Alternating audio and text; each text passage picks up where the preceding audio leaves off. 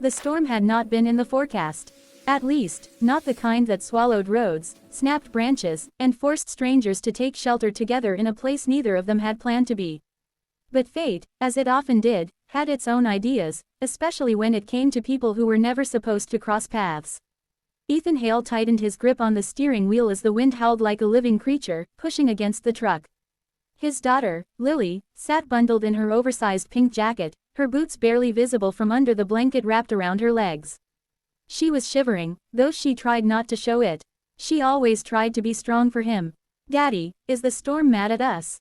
she asked quietly. "Storms don't get mad, sweetheart," Ethan answered, though he wasn't entirely sure this one agreed. "We just need to find a place to wait it out. We'll be okay." But the snow thickened, turning the world outside into a white void. The GPS had stopped working miles back, and the signal bars on his phone were gone.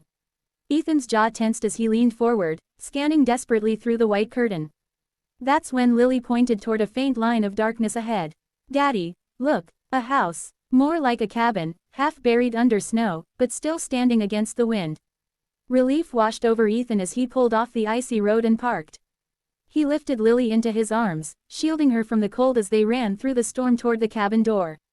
When he knocked, the door swung open instantly, as if someone had been waiting behind it. A woman stood there, wrapped in a black coat that looked far too expensive for this wilderness. Her dark hair was loose around her shoulders, her cheeks flushed from the cold, her breaths quick. You're not the generator guy," she said, blinking in confusion. "No," Ethan replied, out of breath. "We got caught in the storm. My daughter's freezing. Please, can we wait here until it passes?" The woman hesitated only a second before stepping aside. "Of course. Get inside." Warmth hit them immediately, radiating from a crackling fireplace. Lily clung to Ethan as he set her down near the hearth. The woman crouched beside her. "Hi there, I'm Ava." "I'm Lily," she said shyly. Ethan watched Ava for a moment as she checked Lily's fingers and nose for frostbite, her expression unexpectedly gentle. Not what he'd assumed when he first saw the sharp, polished look she carried, like someone used to commanding rooms instead of crouching beside fireplaces. Ava stood and straightened her coat. "I wasn't expecting company. The power's been flickering. Roads are already closed. Looks like we're stuck here for a while." "Sorry," Ethan said. "I didn't want to intrude." She shrugged lightly. "You didn't have a choice." Only when she pulled off her gloves did Ethan notice the expensive watch on her wrist, the diamond-studded bracelet, the manicured nails. Whoever she wasn't used to places like this. "You traveling alone?" he asked cautiously. Ava hesitated before answering. "Yes. I needed a break from the city." Lily perked up. "Which city?" "New York." Ethan raised a brow, impressed. "Long way from home." Ava said nothing to that. She walked to the kitchen, filled a kettle, and set it on the stove. But Ethan noticed how her hand trembled as she lit the burner. Something about her wasn't adding up. As the snow piled higher outside, the cabin walls creaked under the pressure of the wind. "Storm's getting worse," Ethan murmured, peeking through the frosted window. "It is." Ava's tone was crisp, but her eyes were clouded with worry. "The radio said the power grid might go out completely." "Don't worry," Lily said sweetly. "Daddy knows how to fix stuff. He fixes everything." Ethan chuckled. Softly. "I do what I can." Ava looked at him more closely now, as if suddenly seeing him. His worn jacket, still dusted with snow.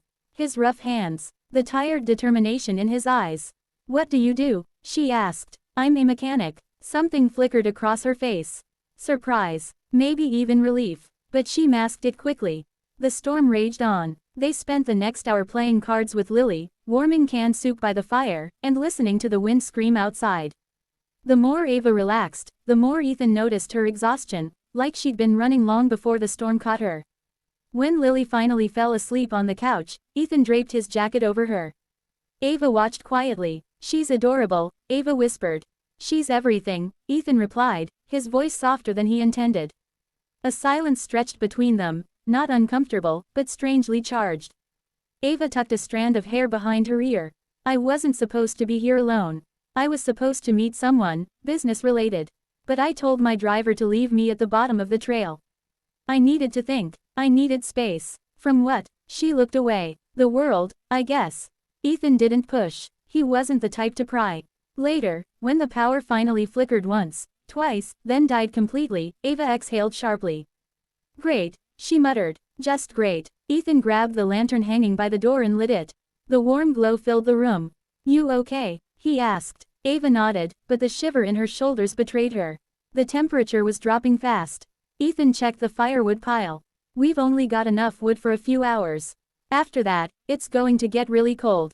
Ava rubbed her arms. I didn't think it would be this bad. Storms don't care what we expect, Ethan said simply. The wind slammed against the cabin, making the walls tremble. Lily stirred on the couch, pulling Ethan's jacket closer to her. Ava watched the little girl, then slowly looked back at Ethan. Can I ask you something? She whispered. Sure. Her eyes held something fragile. Vulnerable. Something she clearly wasn't used to showing. Do you mind if I sit closer to the fire with you? It's freezing. Of course not. They settled on the floor near the hearth, sitting close enough that their shoulders brushed now and then. The storm howled louder, shaking the cabin as though trying to tear it apart. Minutes passed in silence, until another sharp gust rattled the windows. Ava flinched. Ethan noticed her trembling again. Not just from the cold. Something deeper. You're shivering, he murmured. I'm fine, she whispered, though she clearly wasn't. Her lips were beginning to turn pale from the dropping temperature. Another hour passed. The firewood grew dangerously low. Ava pulled her knees to her chest, teeth chattering. I didn't think the temperature would drop this fast. It's going to get colder, Ethan admitted. Storm's nowhere near done. Ava hesitated, then exhaled shakily. Ethan, yeah, she didn't look at him at first. She stared at the flickering fire. At the snow blowing in waves outside the window. At the little girl asleep under his jacket. Then finally, she met his eyes. Her voice dropped to a trembling whisper. Can I slip under your blanket? The words hung in the air, soft but charged, not with flirtation, but with fear and raw honesty. Ethan blinked, surprised. Ava swallowed hard. I'm freezing. I know it's a strange thing to ask, but I don't want to get sick out here. He studied her shaking hands, the desperate vulnerability she couldn't hide anymore. Of course, he said gently. Come here. He opened the thick wool blanket draped over his shoulders, and Ava scooted closer, slowly, cautiously, until she was sitting pressed against him. Her head rested lightly against his chest. She inhaled sharply as the warmth surrounded her. Thank you, she whispered. Ethan didn't move. He didn't want her to think he was taking this the wrong way. But Ava shifted just a little closer anyway. Her breath was warm against his neck when she spoke again, softer this time, almost unsteady. I know you don't know me. But right now, you feel like the safest person I've been around in a long time. Ethan's eyes softened. You're safe here, Ava. I promise. Outside, the storm roared on.